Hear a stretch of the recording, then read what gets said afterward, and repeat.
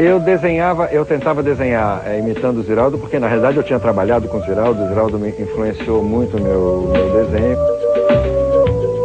O Enfio fazia mais o Jaguar, que era aquela coisa mais descontraída. E eu sei que a gente conseguiu enganar não sei a quantos trouxas, entendeu? O profissional, em geral, pode passar por cima de qualquer tipo de censura. A gente tinha que mandar para o aeroporto, uma pessoa lá pegava, levava para a censura, voltava. Quando não ia, extraviava e ia parar em Belém do Pará, o material. A ditadura, de certa forma, tinha medo de lidar com ele, porque ela sabia que o Enfio era um mártir em potencial, né? Porque se encostasse a mão nele, ele podia morrer, né? Então essa fragilidade do Enfio, eu acho que era finalmente a força e a grande proteção dele. Ele era frágil, fraco e muito abusado. Aí eu pedi para trocar com o Ziraldo trabalhava no B, que estava meio cansado também, ele passava para o revezamento com o Lan e eu ia para os caderno B, onde eu já tinha um personagem engatilhado, que era o Zeferino, que foi criado no Jornal dos Esportes. Então a historinha começou no Jornal do Brasil e iniciou muito protesto. Que, inclusive, o bode e a graúna são bichos e bichos, como todos nós sabemos, não falam, mas eles falam. Aí eu me pergunto, será que eles falam ou o Zeferino é que é ventrílogo? Eu precisava de mais um personagem para contracenar, não queria atacar direto. E eu tinha uma graúna, que eu sabia que era do Nordeste, uma cobertura onde eu morava, e tinha lá uma graúna. E ela me impressionava porque ela era tranquilíssima. E era muito mulher, era o único que eu sabia que era mulher ali. Apareceu Elomar, que é um cantor baiano, e no meio disso ele me contou que ele tinha uma criação de bodes, e um dos bodes, o Francisco Orellana era o mais inteligente, e ele achava que de vez em quando ele entrava dentro da casa dele e comia ali. Depois tá pronto o personagem. Então os 3 personagens começaram aí. Depois ele me contou também de uma onça. Aí eu trouxe a onça guerrilheira anarquista, que era do Coliquana, Comitê de Libertação do Quadrinho Nacional. E ela comeu a graúna, por engano, que ela pensou que era um Mickey. Vamos pegar uma crítica também ao tipo de atuação que esses grupos tinham. Aí começou a outra etapa, que foi através do Zeferino, em que eu pude dar uma carga mais reflexiva, inclusive mais teatral. Porque dentro do Zeferino, os personagens sabem que estão representando. Tem essa consciência de que estão representando, e várias vezes eles param a historinha e refletem para o leitor. Viu essa que eu dei? O meu personagem favorito do Enfio é a Graúna, sem dúvida. A Graúna é interessante, porque eu me lembro que nessa entrevista que eu fiz com ele para o livro, eu ressalto o fato da Graúna ser um ponto de exclamação, né? Ela é uma síntese tão grande que ela, na verdade, é um ponto de exclamação. A Graúna é o personagem do Enfio que mais se parece com ele. A Graúna está para o Enfio como a Emília está para o Monteiro Lobato, né? Uma das personagens femininas mais importantes da literatura brasileira, você tem a Capitu, a Emília e a Graúna.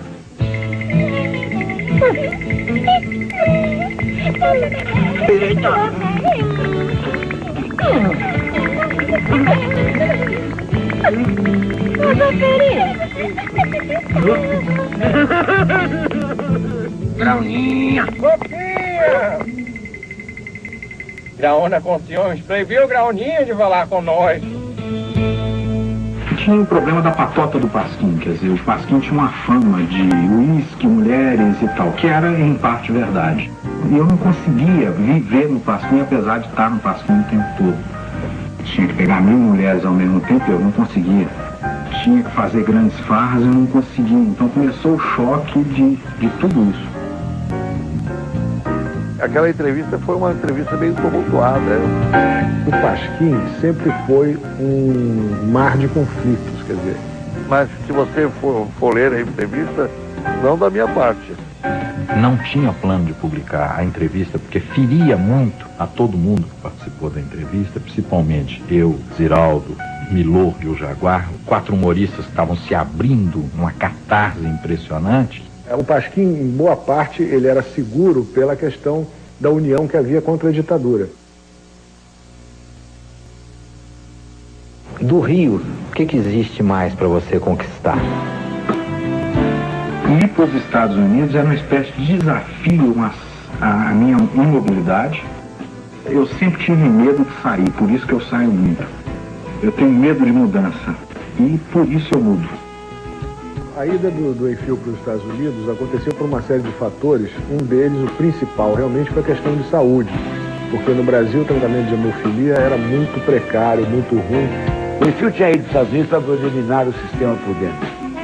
Eu quero publicar em todos os jornais brasileiros.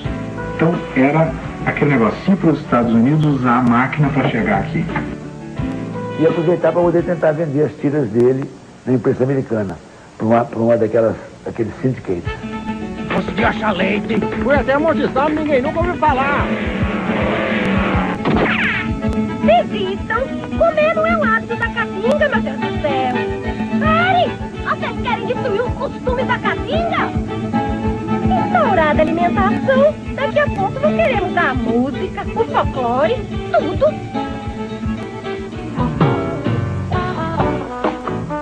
Syndicate ou sindicato no inglês é mais ou menos um distribuidor, um pool de distribuição, uma coisa assim.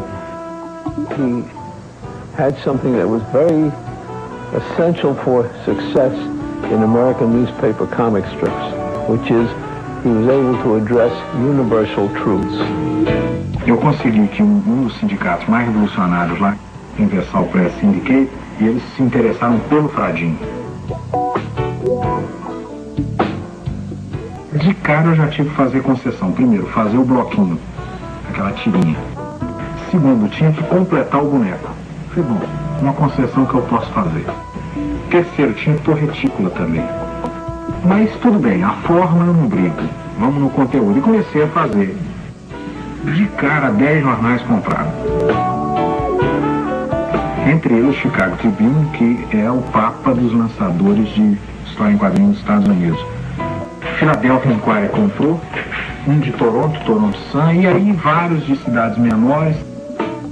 Timing is a very important thing in all publication, in all social commentary. In 1975, his work was probably too radical for the broad American public. He had a problem because newspapers try to be all things to all people. Vamos dizer, em 20 dias ou 15 dias, dos 10 jornais, o Chicago publicou uma semana, começaram as cartas mais violentas, protestos de mulher de diretor, de executivo e tal, suspenderam. Philadelphia publicou um domingo, suspendeu. O que deu mais foi o Toronto Sun, que deu 15 dias de publicação. O institucional é um cidadão atento. Ele é reacionário mesmo e se porta como reacionário e tem todos os deveres de reacionário. E era muito comum nas cartas e telefonemas uma palavra, anti-americano. Eles detectaram um vírus estrangeiro. Ele estava lá para se tratar, o caminho dele era do apartamento para o hospital e de volta para o apartamento, sofreu horrores com essa história. Então a gente trocava sempre informações, ele mandando dizer como é que as coisas estavam por lá e eu dizendo para ele o que estava acontecendo no Brasil. Aí eu fui com a Vilma visitar Nova York e passei alguns dias com o Enfield e com a Berenice, que moravam num apartamento bastante agradável. Ele morava no East Side, na altura do Central Park, na rua 75, me parece. Na realidade, eu não larguei nada. O cordão umbilical estava com 9.000 quilômetros. Na época que ele morou nos Estados Unidos, ele me mandava desenhos, me mandava historinhas de um personagem, inclusive, que foi um personagem que ele criou para mim. Eu ficava com aquele olhão grandão, olhando para tudo. E ele brincava, falando que eu parecia um sapinho. E aí depois criou um personagem que era o Sapo Ivan, que ele desenhou uma história e me mandava dos Estados Unidos.